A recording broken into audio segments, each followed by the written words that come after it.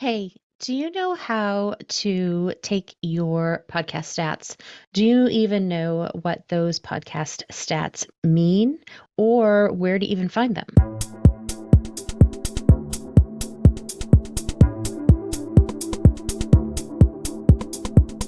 So let's dive into podcast stats and show you exactly what you need to know, what you need to worry about, and how to monopolize on the best of the best. There are a million different ways to do podcast stats based on your individual podcast host. So, if you're not sure what the difference is between a podcast host or distribution, you can go ahead and watch that video. But otherwise, if you are looking at your hosting platform, you're going to see some stats. Now, even if you're paying for the lowest version of Libsyn, you'll be able to see some podcast stats. And then the higher version that you're paying of like Captivate or Buzzsprout or whatever host you're paying for, you'll be able to see those stats. Now, I have a graphic here, and what I'm going to show you is that in this graphic, they have a bunch of different episodes, and the very top one there has a whopping 316 total downloads. Remember, you don't have to have giant numbers to make a great podcast because it's all about who you're talking to and if they're listening, right? So this particular episode, there could be a couple of different reasons why they are having a huge upswing in the total numbers. But what about those other numbers? Now, this particular graph is from Libsyn, and I will tell you that I went over to a client's that was on Captivate, and Captivate doesn't actually break it down by 7 days, 30 days, 90 days. It says the first 24 hours, then it says the first 28 days, and then it says overall, right? And I'm going to tell you, I love the first 24 hours and I love the first 7 days.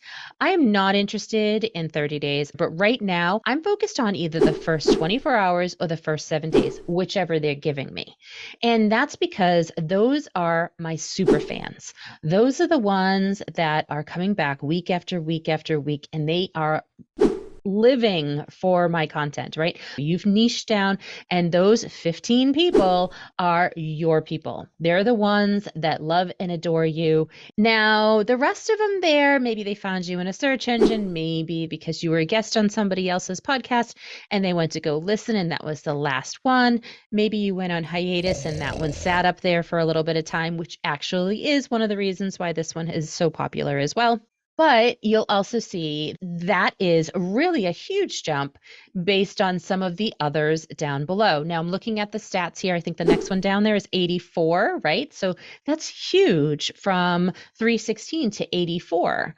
Now, why is that important to pay attention to? That's because there are some times that this is just like if you have one and if it goes like in the thousands, right, or the hundreds of thousands, you may be looking at the bot crawled your particular episode and you really got like attacked by a bunch of bots and they were all just like, but in this particular case, I don't think that's true based on some of what I can see about the episode.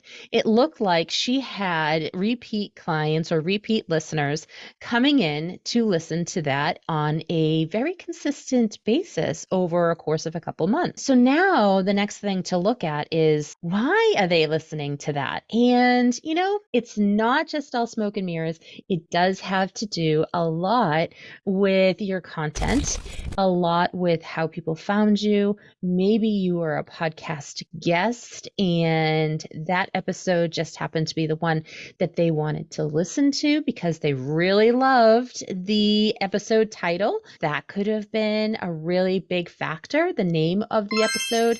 It could also be one that maybe you spoke about more often on social media, or maybe you brought back up on a newsletter a couple times, right? All of these work in order to bring and boost all of that listenership. So this is one of the reasons why I tell clients all the time, just because you released it on a Tuesday, Wednesday, Thursday, whatever day you release, doesn't mean that you put out all your socials for that week and then you forget about that episode and you're like, nah, never mind, that episode, it's old hat. No, somebody out there, many thousands of billions of people out there haven't heard that episode. And so it's super important for you to talk about it again next week, right? Or a month later. So you want to make sure that they are being told about that episode. And if that's the case, then you'll have repeat people coming up to listen to that.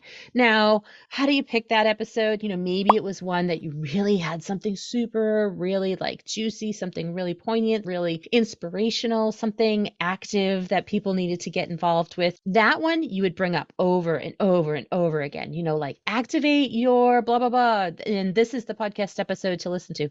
That one's always going to have the most amount of views, right? The most amount of listens, the most amount of download totals, everything. Sometimes it happens organically because they're looking. So this particular title here, it's okay to love yourself no matter what. That really speaks to people, right? People are really thinking, yeah, you're right. This is at the right time in my life. I really need that reassurance. And so that's really speaking to a wide audience of people, not just your 15 super fans that absolutely love you, but it's also speaking to another 39 people within the first 30 days and another 47 people in the next 90 days, or however that is, and then a total of 316, right? Again, this is one of the reasons why I don't actually pay attention to first 30 and the first 90. I'm just not convinced that you need to worry about those. First 7 days, absolutely. Super fans all the way, hardcore. They love you. And again, this episode title, the SEO on this title, people are searching for that all the time, right? It's okay to love yourself. Is it okay to love yourself? Can you see people just looking that up? And so that is really resonating to people. And they're going to say, oh, there's a podcast episode about that. Let me listen. I want to know what she has to say. And then if it resonates with them, they're going to then go ahead and become fans, and they're going to like and subscribe. And again, you should always ask them to like and subscribe. Like this episode, I want you to go and subscribe to this channel, and I want you to go like it and send me a comment, because that's what you should do when you like that particular material, right? Your podcast stats, super important to look at, because I'm really wanting to know what everybody's loving. I'm finding out that this particular episode has 316 total, way more than any of my others. Let me listen to that episode again. Let me look at that episode and see what it is that I talked about, what it is that really resonated with them, and how can I get them to come back for more. You could do a little series on it, right? And then name it something very similar, or bring that back to that episode, put the links to the series in the show notes of that episode. So reopen that episode and just add some more links right there and say, if you like this episode, you may want to. You could also just add that right to the beginning of that episode too. You could do like a little ad at the very beginning and say, hey, if this episode resonates with you, you're going to love the series that I did on loving yourself in 2024. If you just released within the last 2 months or so, this probably isn't going to give you accurate information. Give yourself at least 6 to 9 months of information before you turn around and do something about the content that you're giving yourself there. That's just going to give you a better overall view of what your listeners are really looking for. So don't be too hard on yourself if you've only just released and you're like, my total is still, give yourself a little bit of time. So just because you're living in one country, maybe that country isn't really who you're speaking to, and that can be very possible. So in that particular case, you'll want to just keep an eye on whether or not people from the country you're in are actually listening, or if the country that you're focused on is actually listening. Totals will count anybody that has also streamed it. So if you have that on your website, and you have it available for people just to listen to right there, that is streamed. That's not downloaded necessarily. And so that's counted as a total. So downloads and totals sometimes can be the same, sometimes interchangeable, but definitely there's a little bit of a difference there. Should you worry about that difference? I don't think it's necessary to worry about that. Again, usually they match up here as far as if you have 15 total, then you still have 15 super fans. If that download total is only 8, that's okay. 15 of them are still super fans. So I would definitely not worry about the downloads necessarily, because again, a download does not always necessitate a listen either. So having that total is great because you can download, or somebody can download to their device and then not ever listen to it, right? They could just be sitting on there. Maybe they'll eventually, but maybe they're well after the 90-day mark, or maybe they're 2 years later and they're listening to it. It could be downloaded on their device, but not actually listened to. But a total is downloads and streams. And if total overall there is higher, that's actually good because that means they're streaming it somewhere. And they could even be streaming it from Spotify. There's a bunch of different places to stream it from. Wherever they are, they're probably on their computer when they're doing it. Although you can stream it right on your phone if you have that, or in your car. That's another great place to stream. You're not going to probably download episodes on in your car, but you're probably going to stream. So that is another stat that is often seen in the back of the house. So not only, so you've got your episode totals, you also have where those people are listening from, what country, then you have the total per episode.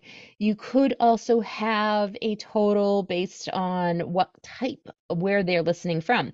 So you'll see like Apple Podcasts is 86% of listeners are listening on Apple.